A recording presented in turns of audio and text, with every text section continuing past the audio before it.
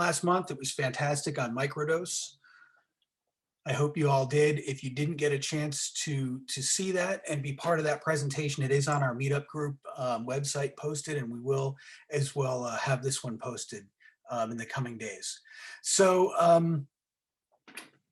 we're talking about psilocybin mushroom, and so how we prepare. How we prepare is equally as important as the ceremony itself. Why is this? This is what separates the recreational use from the intentioned use for transformation for healing purposes. So the first thing really that is really important is becoming comfortable with your guide or facilitator.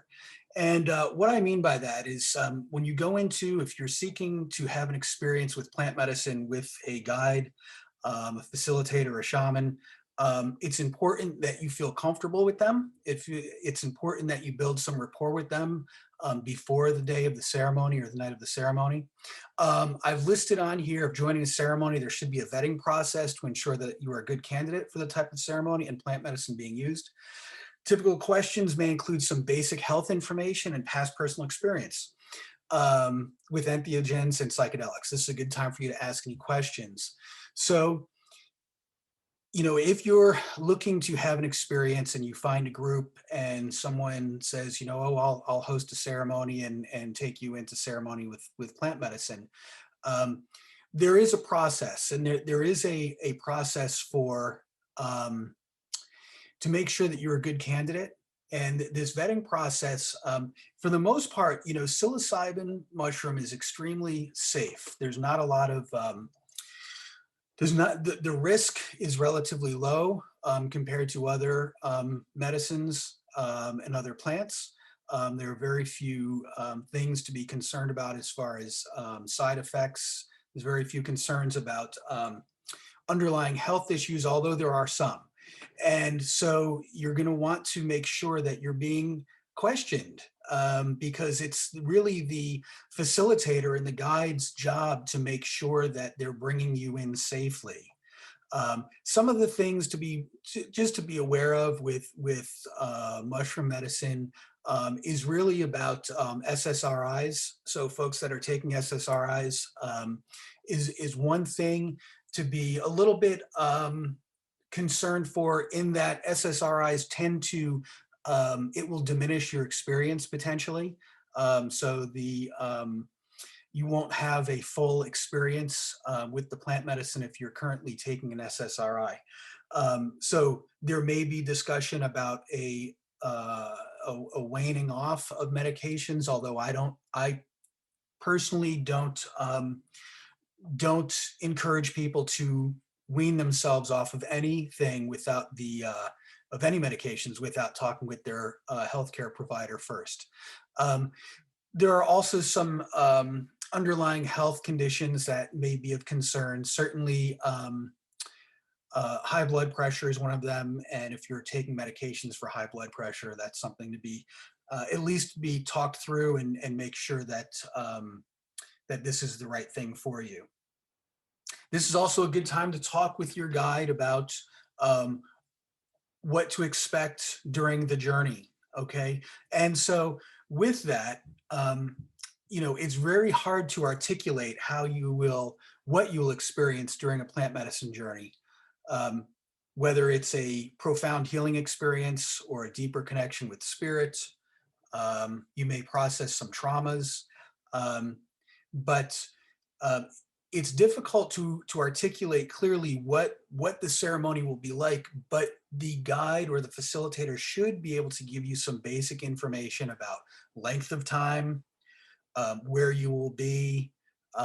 There should also be some care taken for, is there an emergency contact person for you, right? So in the event that something happens and you should be able to, someone that's close to you should be able to be contacted without any much effort.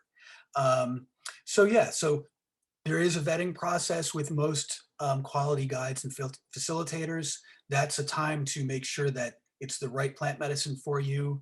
And it's also a screening tool to make sure that, you know, if someone is really looking for just the recreational experience, that this is, that ceremony is probably not going to be what they're looking for multiple reasons. It's hard work. Ceremony can be hard work. It's beautiful and it's an amazing experience, but it's life changing in a positive way, but it can be quite challenging in the moment. Does anyone have anything that they'd like to share on that? And feel free, it's a small group, feel free to unmute yourself if you want to ask anything about that, or make a comment. I I have a comment on what you said about the SSRIs. Yes. Um, I had an experience one time where a friend of mine had asked me to kind of go through a journey with him. He was looking for spiritual connection, life change, and among my assessing people's what they're going to go through, I asked about SSRIs, and he was on an SSRI. I advised to not do anything until he talks to his physician, which I totally agree with your advice. And basically, he was under the idea that he was going to do it regardless, and so I kind Okay. of had the ability to either be with him or not. And he did wean himself off, um, according to what he read might be a good idea. Anyway, it was a bad experience. Okay. He did not have, he had some profound experiences during the journey, but it resulted in it just not turning out so positive at the end for Yeah. him. So Yeah. definitely agree with Yeah. And extreme thank you for caution sharing that. that. Um, this is exactly why, we're kind of discussing this, is because preparation is key. And there's so much of this healing plant. So much of what's required of us is to allow ourselves to just let go and step into the unknown. And if we're not properly prepared, okay, we're not really able to fully step into the unknown safely. And this is where, the difference between doing the work ahead of time, preparing properly, can save you. It's the difference between having a really good transformational experience versus a really not so good or potentially bad experience. And so I appreciate you sharing that. Again, if you're taking medications, and you have concerns, certainly, don't wean yourself off without the advice and guidance of your primary care physician. Um, it may be a difficult conversation to have with your primary care physician or the person prescribing you, but certainly an uncomfortable conversation is better than having a bad outcome. Um, and the reality of it is that, I, it's not that this is not like it's unheard of. In other words, plant medicine ceremony and the use of plant medicines is becoming, uh, quite known. Um, and so, there's no shame in asking your provider for some guidance in should you wane off your medications.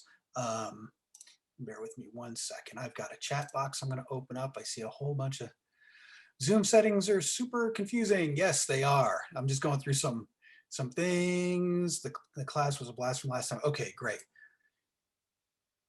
And Amy was asking about the actual plant medicine is in the body for how long?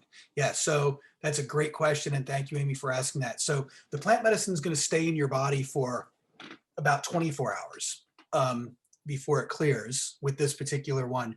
The effects of it, however, maybe that might be the more specifically what the question um, is how long will you experience the effects? And a lot of that there's a lot of factors that go into that, including what's in your system to start with and what your dose is. Um, in addition to things like your body mass and things like that. So typically 4 to 6 hours, just like you said, 4 to 6 hours, up to 8 maybe, or a little bit longer if it's a heavier dose. I am going to be talking about proper dosing, mindful dosing in our part 2 of this, but certainly just to think about it, just have it in your mind, 4 to 8 hours, 5 to 6 is about the average.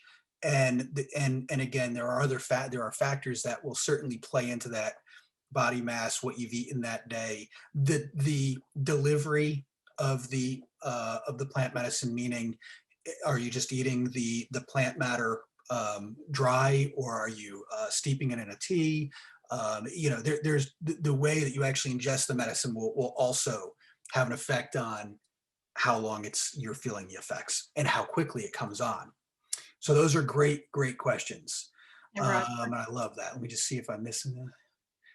Yeah, so Pat just had bad experience stopping SSRIs. So a lot of the evidence, a lot of the clinical trials that are going on, or the clinical studies that are going on, are showing that the SSRIs are really depress the experience. It brings the experience down. Maybe that experience that Pat's speaking on, it might be that it was that the SSRI was contributing to the bad experience. It wasn't just an experience that wasn't fully realized, but it actually could have contributed to a poor experience. So that's great. I appreciate those questions and those comments. Anyone else have anything on that, or anything that they wanted to ask about this first little piece? And I'm going to admit someone here. Roger, Yes. I just wanted to add a couple things, and somebody else touched on it in the chat, that you and Allison, being nurses, made for me the experience so much more easy, because not ever doing it before, I felt safe in that space. And then outside of that, you guys made it a real safe space too.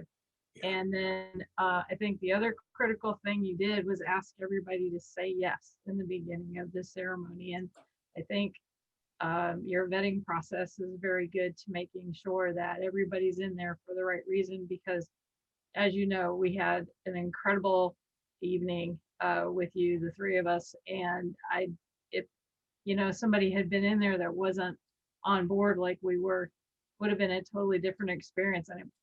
And the other two, I know, would tell you that we're just so grateful for what happened, and because you have that vetting process, and because we felt safe and everything. Yeah, thank you, Debbie, for sharing that.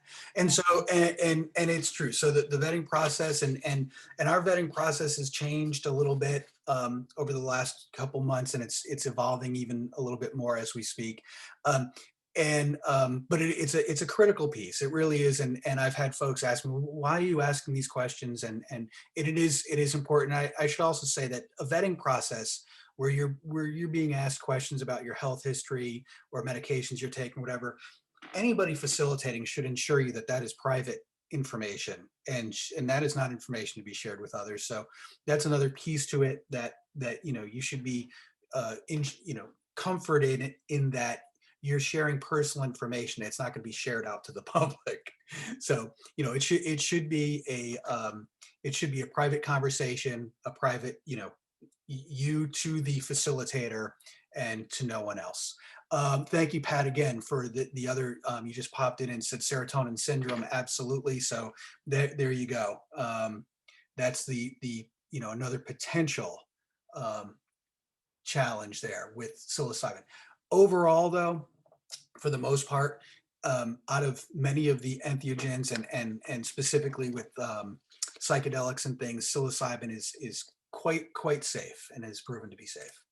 We're going to move into the preparation about 2 weeks before, and this is kind of an evolving thing. I've changed this up a little bit, and Rihanna and I have had numerous discussions about diet and things.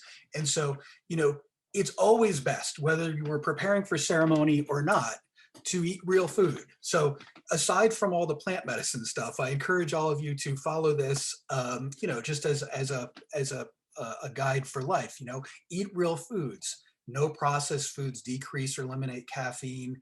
Refined sugar is no go. No alcohol. And I've increased this to 14 days because alcohol is a depressant.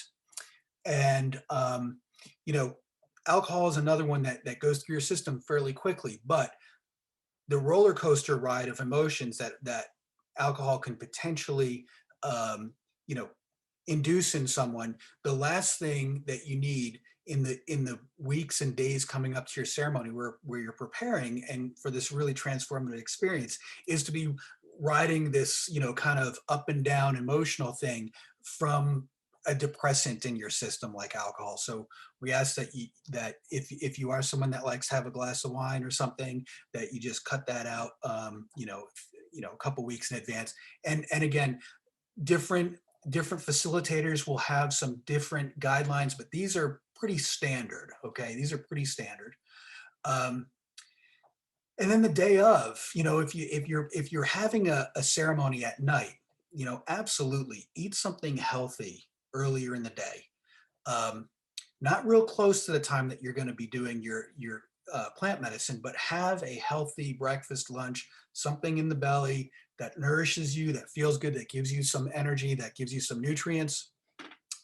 And I'd give yourself a 3 or 4 hours at least after that before, you know, going into your ceremony. You don't want to have a full stomach because it'll take longer for the plant medicine to come on, but the effects.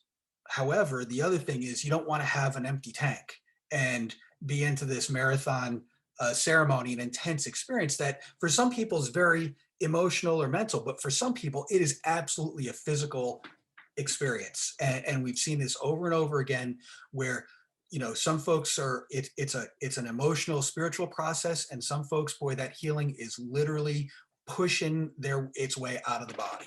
And so fuel up, nourish the body, be good to yourself, and be prepared from a physical standpoint of what you've put in your body. And you know, when you look at some of the practices from South America with the shamans that work with Aya, you know, they'll say that it's all about the diet. It's the dieta. It's all about that. Like the medicine is just part of it, but really the transformation happens through the dieta. So, you know, take this piece seriously. It's an important piece. If you have questions or need some guidance on this, Rai is amazing with this. So certainly reach out to us and she can give you some really amazing guidance that goes even further than this little, this little screenshot that I have for you here in this slide. So good diet, real food, get rid of the processed stuff, get rid of the sugar, no alcohol for a couple weeks, eliminate caffeine if you can. If you're a really hardcore coffee drinker, like lots of folks are, maybe switch off to maybe black tea, you know, kind of wean yourself a little bit. Any questions on any of that? Any of the diet, the kind of the guidelines that I've posted here? Is there any examples in indigenous psilocybin use where a specific diet restriction is used? You know, not one that I know of, Pat. That's a really good question. You know, I would have to take a look at that. Nothing comes to mind right off the top of my head. There probably is, but it's a little bit challenging because when we're talking about, unlike Aya, that is specifically from a region in the world, you know, mushrooms grow essentially everywhere across the planet. So all of our ancestors, wherever we're from, you know, most people have indigenous practices that are tied to plant medicine, and a lot of them did use mushrooms. And so we can, you know, it would probably be more cultural specific, and nothing off the top of my head, nothing's coming to the top of my head. If anyone else knows, certainly, you know, chime in. I would love to know if anyone knows the answer to that. Yeah. Yeah, you've been looking yourself too, so that's cool. And please, Pat, if you come across something, feel free to share it with me. I'd love to know that. There's lots of information out there. It's almost overwhelming at points as to how much info is out there. Let's move on here to the next thing. Okay, so strengthen or begin a daily mindfulness practice, such as meditation, walks in nature, yoga, journaling, being creative like painting, drawing, dance, playing an instrument, etc. Anything that brings you inward and helps you feel connected to self and source. Source being spirit, capital S, you can see it as God, creator, goddess, however you connect to that higher consciousness. Um, and remember that the key in this is that it's not the amount of time, it's that you do something every day. Okay. And so I think a lot of folks get a little bit tripped up, particularly when it comes to mindfulness practices like meditation, where if you're not a regular, you don't do regular meditation, you sit down, well, Thursdays at 2 in the afternoon is going to be my meditation time, and I've got an hour each week. Well, that's great. It's better than none. But really, it's the biggest difference that you're going to find is if you do small amounts every day. You can build up, but 5 minutes of meditation 7 days a week is much better than 35 or 45 minutes once a week. Particularly because if you're not a regular, meditator, say, you may spend half of your time or more than half of your time just trying to clear out the monkey mind chatter, right? So a little bit of a little bit each day, but anything that helps bring you inward, right? So if meditation isn't your thing, but you want to begin a practice, and you're like, well, geez, I'm attending ceremony next month and it's only 3 weeks away, and I'm going to try meditating, but I always struggle. Okay, don't do meditation, do something else. Do something that just brings you inward, something that brings you joy, brings you introspection, right? So be introspective. And things like painting, drawing, dance, playing an instrument, going for a walk in nature, journaling, those things can be meditative, right? So don't get hung up on the word meditation if it's not your thing.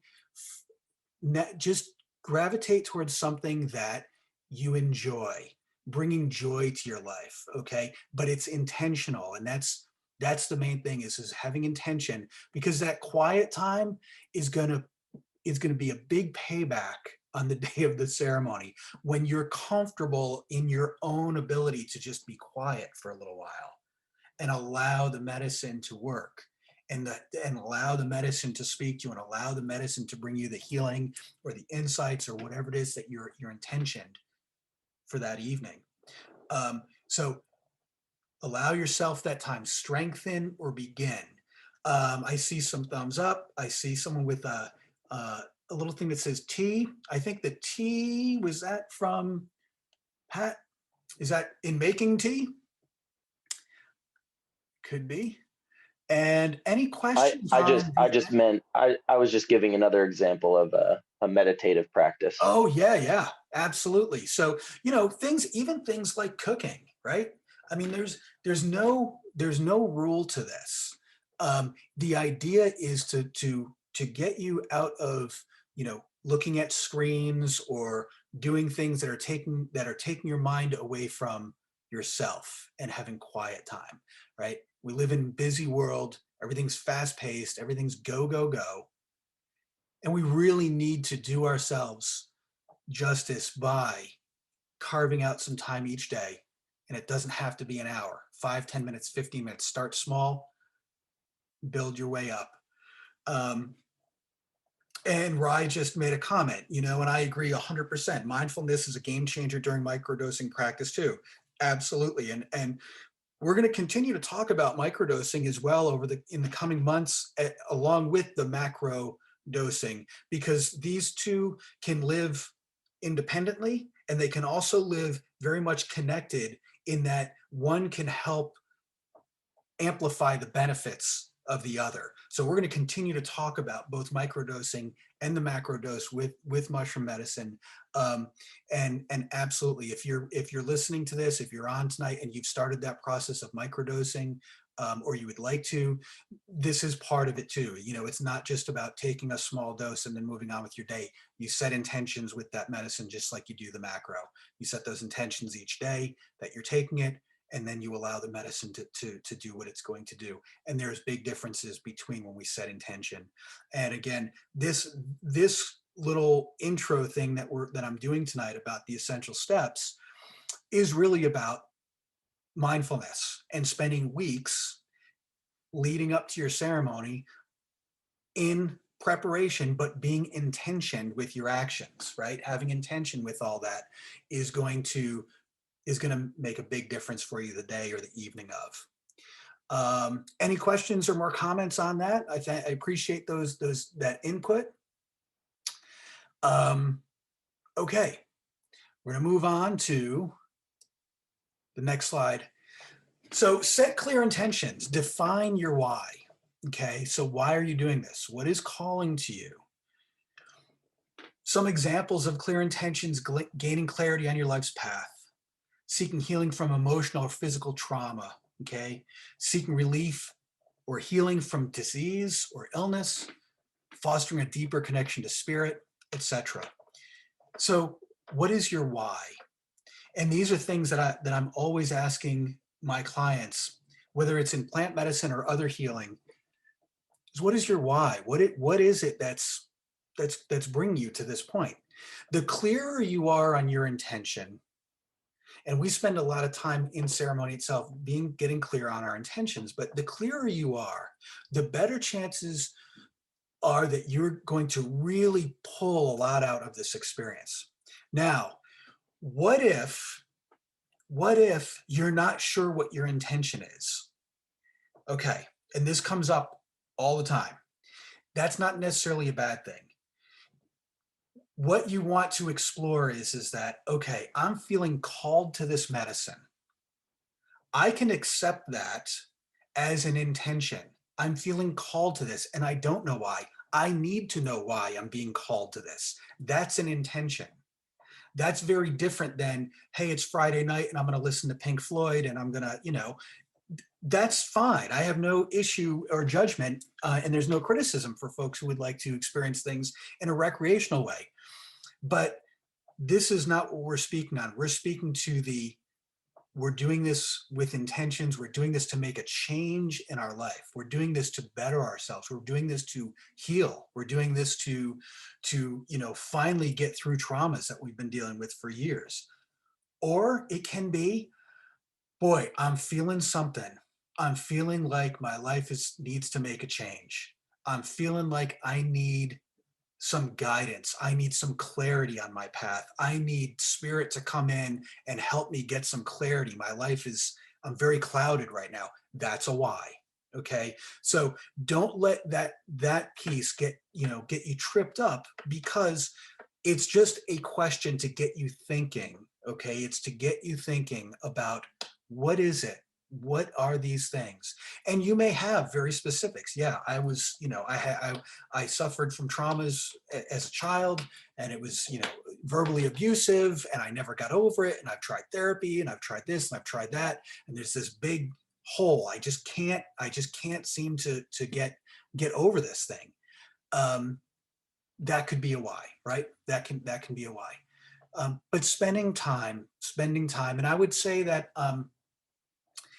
the setting your clear intention, I will say that, if you're going into plant medicine ceremony with anyone who has done this and had experience with it, this is going to come up for sure, is getting clear on your why or defining your why. Okay, it's gonna come up. And so just be thinking about that if this is something that you're hoping to explore in the future for yourself. And your why also doesn't have to be shared with anybody. Okay, so that's between you and your creator. how and when and with who you choose to share your why with. Okay, so if you're in a group setting with some folks and you want to keep your intention quiet, you have that right. Some people do better when they keep things to themselves and they don't feel like they want to share that, and that's their process, and we have to respect that.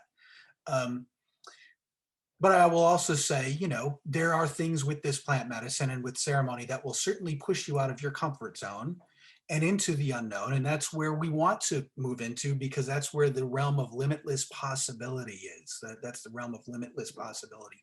So we are intentionally moving out of our comfort zone into a lot of unknowns, but we can have some intentions going in. Any questions or thoughts on that? Does anyone have anything that they'd like to share on that piece? Whether it's a question or even some input on an experience that they've had for themselves with setting an intention. And feel free to unmute yourself, by the way.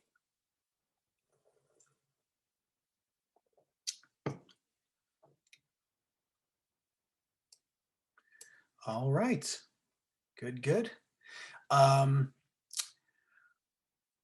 Okay, so Rihanna just made a comment that said it's powerful to share. So yeah, it is powerful to share, and I agree with that. And she also mentioned how she likes the group, how the group holds space for each other in plant medicine ceremony, and that's a critical piece. And you know, if all of these things that we're talking about tonight are kind of followed, if these kinds of guidelines followed, what you end up with is a group of people who are going to hold space for each other. I mean, that's part of going through this vetting process too, is to make sure that, you know, one person may be really comfortable in a group setting, another person may not feel comfortable at all. It may not be their thing. Maybe a private ceremony is more suited to them.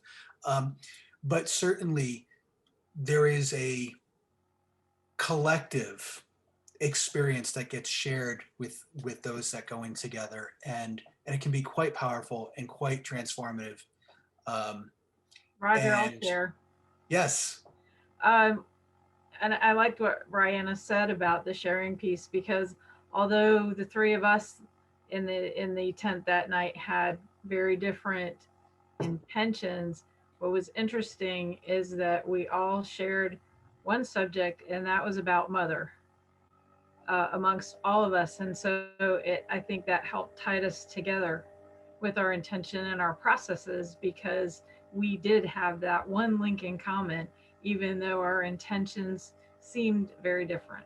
yeah, yeah, I love that. Thanks for sharing that. And that's that collective kind of, you know, group mind thing that happens, that is you can't plan for it. You can't you can't quite, you know, you can't describe that experience to someone else who hasn't had it. But certainly what happens often is people start becoming mirrors for those around them in their healing, or they become part of another person's healing, which we've seen happen over and over. So it's the group piece is a fantastic piece, but group versus individual, you know, there are some folks that really gravitate towards the group thing. There's some folks that are much more suited to the private thing, and that's all up to personal, you know, choice, and we respect that.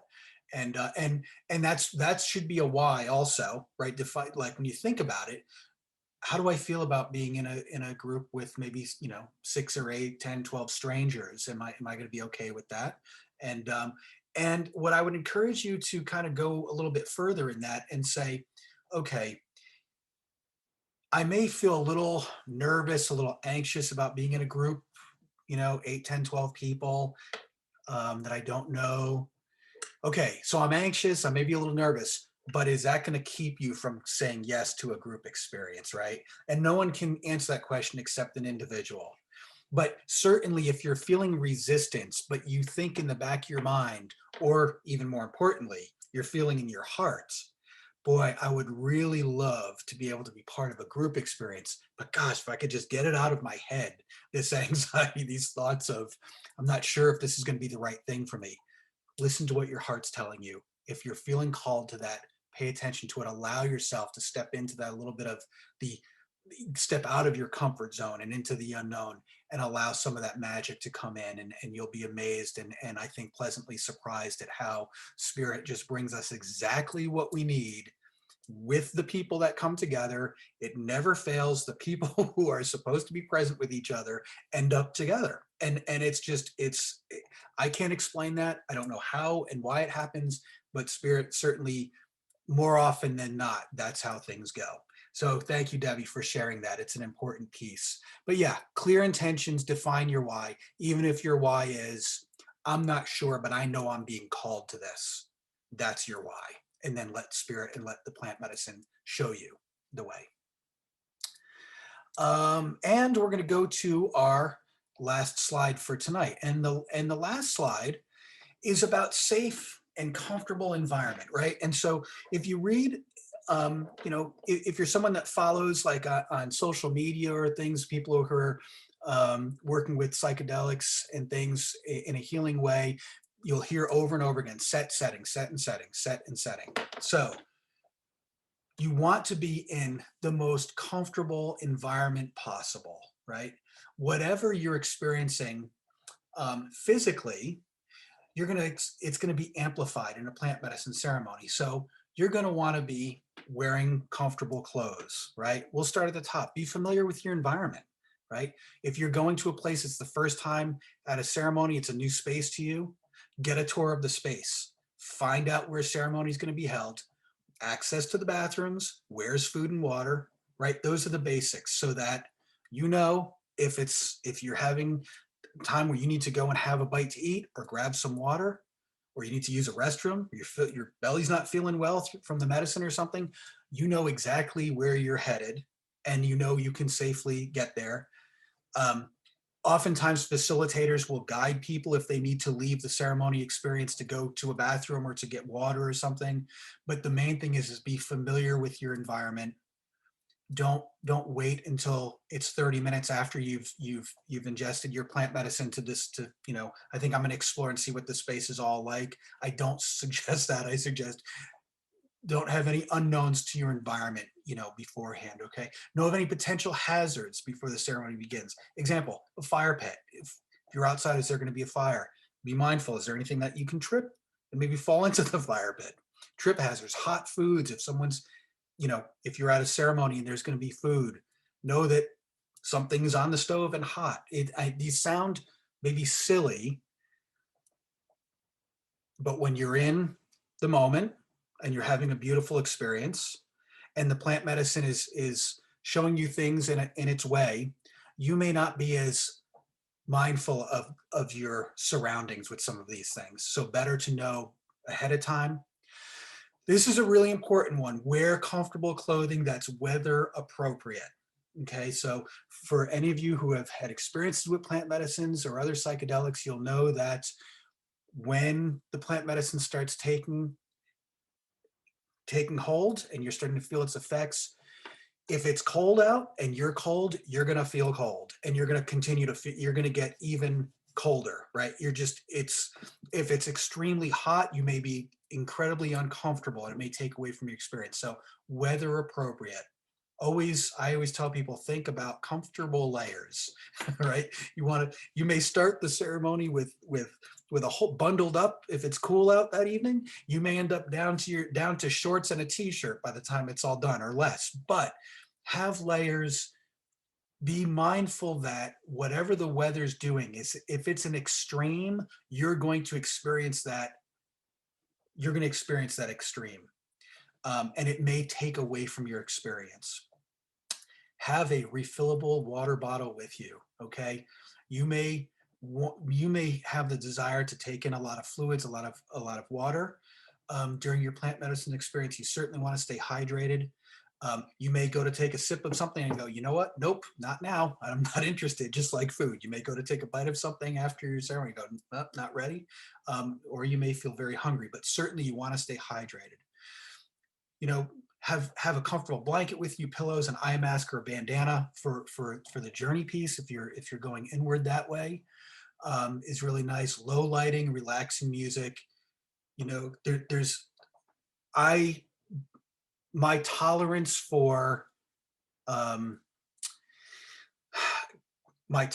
for getting bombarded with sound and lights and things, like, you know, has been so drastically reduced over the years that, you know, folks that go to concerts and use things recreationally, you know, it's like sensory overload. So in my opinion, like I can't handle a lot of it. So low lighting, relaxing music, okay? Pay attention to and respect any rules, quote unquote rules, that are established by the facilitators. You know, those things might be things like, please don't leave the ceremony without a facilitator to walk with you to the bathroom or to help you leave the you know, where everyone's gathered.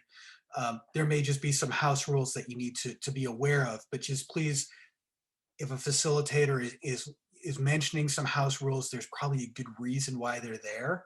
And so just be mindful of that and be aware of it and just kind of follow through with those, because no doubt those rules are there to keep you safe. If you're feeling anxious, you're starting to have some feelings come on or images that are overwhelming, you have any concerns, you always want to bring those to the attention of a facilitator, right? And I say always, and I should say we don't live in a world of absolutes. So always and never rarely actually really occur. So, but you want to, in the back of your mind, be thinking, going into this, if I'm starting to have an experience that's overwhelming to me, and I'm saying you want to have this conversation with yourself before you go into the plant medicine ceremony or the experience. You want to just tell yourself, okay, if I start to feel overwhelmed, the first thing I'm going to do is I'm going to remind myself that I'm safe, that I'm okay, that I'm safe, I'm in a safe environment, and that nothing is going to harm me. If you're still feeling anxious, you're still feeling, having some concerns, then it's time to maybe bring a facilitator in and start to process a little bit what you're experiencing, because you may be going through something that's maybe unpleasant, but very necessary for your process with the healing that can come through. So just be aware of what you're feeling, any feelings of anxiety, things that are causing things to stir up within you that feel unpleasant. That is not necessarily like where people say they're going to have a bad trip. Okay. With this, sometimes the things that are unpleasant are the pathways to our most deepest healing, right?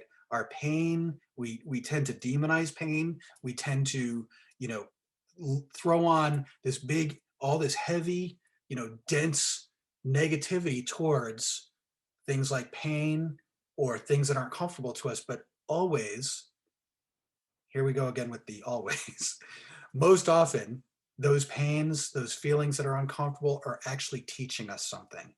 Okay, so don't let yourself get too caught up in your own thinking that, okay, something bad, I'm going to have a bad trip now and this is going to go haywire. No, you're being shown the way. You're being shown something. The plant medicine is here to teach you and to help you through your healing. And so don't run from that. The best thing to do is surrender, not like waving the white flag of it's war and I give up. The surrender is an acceptance. It's just moving to your heart space and saying, okay, I know I'm safe. I know our facilitators here have my best interest. I know that no harm is going to come of me. I'm settling in. I'm surrendering to this uncomfortableness that I'm experiencing right now. And that uncomfortableness can be anything from, like I said, the feeling of that anxiety or that concern that, oh my gosh, I'm starting to feel or see some things that are, I'm getting overwhelmed, think I'm going to have a bad experience. It can also be the feeling of discomfort if you're feeling nausea from the plant medicine. That's a really good time to lean into it and surrender and say, okay, I'm feeling a little funky in the belly and I really don't want to have to purge, but if I purge, and I'm just going to surrender to the process. Okay. If you surrender to it, it will be much gentler on your system. It's harsher on our system when we resist what's coming up in the ceremony, when we resist what the plant medicine is trying to tell us. And and Raj just mentioned it's like birthing, baby. It's like birthing a baby. Don't tense up. I don't have experience with that, but I trust in that guidance. Absolutely. But yeah, it's in the resistance that we actually cause things to be more harsh to our system. So we surrender to it, we allow, we accept, and then as things progress, more often, and Larry just said, everything is harder when you resist. Absolutely, brother. And, we're here to absolutely, when we go into these things, we're intending for the most part to come out the other side changed, a different person, right? We're intending to see a real change in our lives through this process.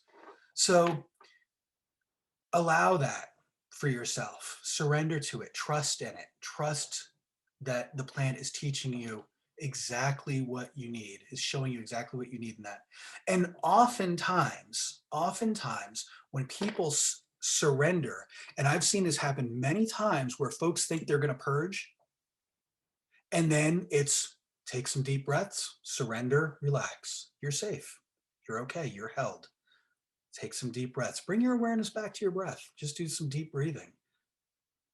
And more often than not, when the person truly goes to that point of surrender and says, yeah, I'm going to allow, oftentimes the actual purge never even comes, because it was that feel, we have that reaction because we're resisting and we're fighting it. And so once we give, once we give in, and if you happen to be someone that is gets an easy upset to the belly, certainly things like having some ginger, if you're doing a tea or something like that, adding some ginger to it can help.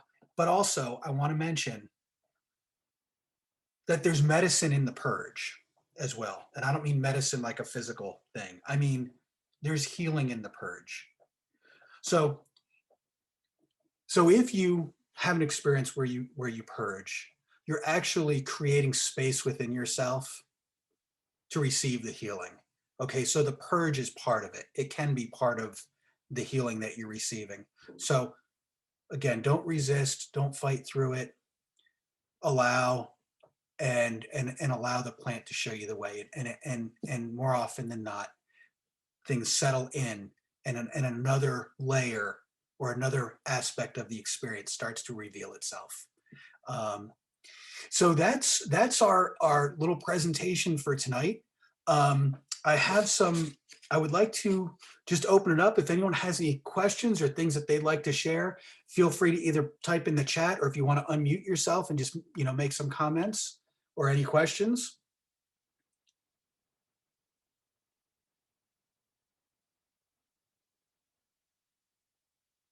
All right. So no comments or questions, maybe? No, didn't hear anything come through. I have a question. Yes. I've heard this term a couple of times now, but I'm not totally sure really exactly what it means. This holding space. Yeah. For me, it kind of just sort of sounds like somebody's watching over you and protecting you. Is that it? Yeah, it's that. No, that's not it. But that's a great question, and thank you for bringing that up. So holding space is more than just having a sober sitter, right? That is a good thing, to have someone that's there to watch you and keep you safe and all that. But what we really are referring to with holding space is we're going a few steps beyond that. It's not just that we're sitting and making sure you're safe. We're there to support whatever you go through, right? So it's the realm of non-judgment is really what it is. And so when you're holding space for someone, you're not going to allow your own process to get in the way, or your own thoughts to get in the way of their process and whatever they're going through. So if you have someone that's having a very intense healing experience or dealing with some traumas and it's very, very intense, it may even be upsetting to others around them. But holding the space means that we're going to stay present with them, despite the fact that maybe it's triggering something in me. Maybe they're saying something that's rubbing me the wrong way. Maybe they're saying something that it goes against my belief system, but it's not about me. This is about this person is going through something, and we are here to just allow, without judgment, without criticism, without trying to tell them it's supposed to be this way or that way. We're not there to tell you how to process your experience, and no facilitator should ever tell you how you should be doing these things. Okay, in that regard, when it comes to your own personal healing and your process. And so the holding space is, yes, it's being present. The holding space is to make sure that we take care of each other. But holding space takes those extra steps deeper and says, I am here for you, brother. I'm here for you, sister. And this isn't about me. This is about you, right? And we all do that for each other. Now, there should be sober facilitators present to be doing that. But in ceremony, for participants, we also want to be respectful. If we're a participant, if it's, of other people's process, right? And so if, and here's the thing with that, because it brings up a really good point. If you are in a group and someone else's process is really triggering you and it's taking away from your experience, that would be a really good time to go and tap a facilitator and say, hey, I need some one-on-one time maybe outside of the group, and allow yourself to be removed from an experience that's really triggering you. Okay, so just to be mindful of that and know that, you know, if you're beginning to have a bad experience because someone else is processing some really intense stuff and it's taking away from your own experience, then, you know, we're not going to shut down someone else's experience. We're going to allow them to have that experience, but tap someone on the shoulder. Hey, will you sit with me for the next, you know, X amount of time so I can kind of have my own, I'm feeling a little triggered right now. And you don't even have to, and I wouldn't even say certainly not in front of other people. You have to say, well, that person over there, you know, she's been crying for, you know, it seems like an hour and a half now, and I just can't, I can't get past this. You know, we don't have to point someone out. You can just say, hey, I'm struggling a little bit on my own. This is really intense. Can you spend some time with me just one-on-one outside of the group for a few minutes? You know, and that's why we like to have, you know, for us, we like to have multiple facilitators on board to make sure that folks are tended to safely. Did I answer your question?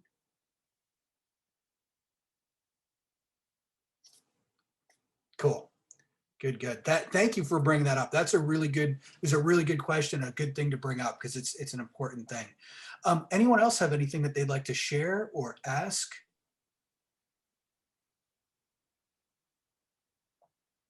Can I ask a follow-on? Yeah. So like, if I'm in a journey and I just keep getting drawn, you know, towards a place that looks totally negative and evil, and a place I would normally never ever want to go to, horror filled, um, just, you know, nightmarish. But I just want to keep resisting that over and over again.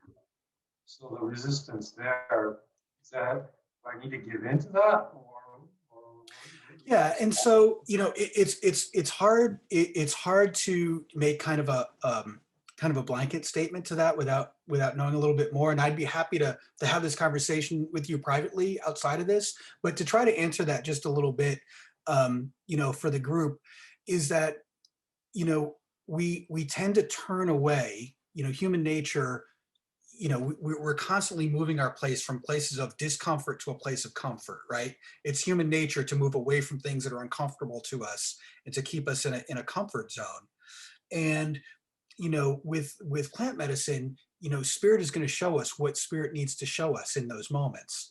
And so if we're having an experience where it's not pleasant, you're seeing things that are upsetting, you're seeing things that are possibly really causing you to have a bad experience. My feeling is that's probably pointing you towards where your healing needs to be. And my you know, kind of blanket guidance with this, without knowing more, would be to go to that place of allowing and surrendering to it. So that so that you can understand it better, you can integrate those pieces a little bit better, you know. And so that's where it would be really great to that's where it's really great to have a facilitator that you can process with, right? Because integration, which is going to be the part 2 of this, we're going to talk about integration and mindful dosing and some other things. But that's where it's, like I said earlier in this thing, the ceremony is just but one piece of the process. What happens before and what happens after are actually the more critical or long-term changes that can get rooted, is what we do in the integration piece afterwards. So if we just have an experience and then we wake up the next day and we really don't know what to do with the information, and yeah, it was great, and some of it was kind of crazy, and I saw some wild stuff, and some of it freaked me out, and then we don't do anything after that, that's going to be the end of it, right? So the medicine shows the way. The medicine points the way, right? But we have to do the work. And so that's the piece that we have to be mindful of, is that this is not a magic wand. Although it is a magic wand, it's not going to fix everything. It's a magic wand for sure, but it's not a magic wand in that it's going to change all of everything that's wrong with us, right? It's going to show us what we need to look at to make those changes, or it's going to give us some teachings or insight as to how to go about making those changes or how to integrate those pieces, but it's not going to do the work for us. And so I don't know if that answered your question completely, but certainly feel free to message me off of outside of the group tonight, and I'd be happy to talk to you more if you wanted to share some details of that, and maybe we could kind of kind of unpeel the onion there a little bit for you and see what's at the core. But yeah, it's really, it's important. It's a critical piece to have integration available to you if you need it post ceremony. So we're going to get into that pretty deep. I think next month, Ryan and I are talking about doing an every other month thing. So I think we're in February already. So I think March will be another Rihanna presentation, and then I'll do another one in April. We'll talk about integration and dosing and things like that. In the meantime, I do want to share with you some exciting news. Today we launched our website. And so our website is up. It's called spiritofearth.org. You can find us at spiritofearth.org. That'll tell you a little bit about our new organization that we just got off the ground at the end of 2020. It was an incredible, 2020 was an incredible year for all the reasons, both positive and negative. But one of the, thank you. I think someone just posted it up there. That's awesome on the chat screen there. And we have ceremony coming up. You'll see the dates on there. We have many coming up. Some are already on the schedule that you can certainly join us. We'll be adding more to the schedule as the year progresses. And we also launched our Instagram account earlier this week. So you can also find Spirit of Earth Church on Instagram.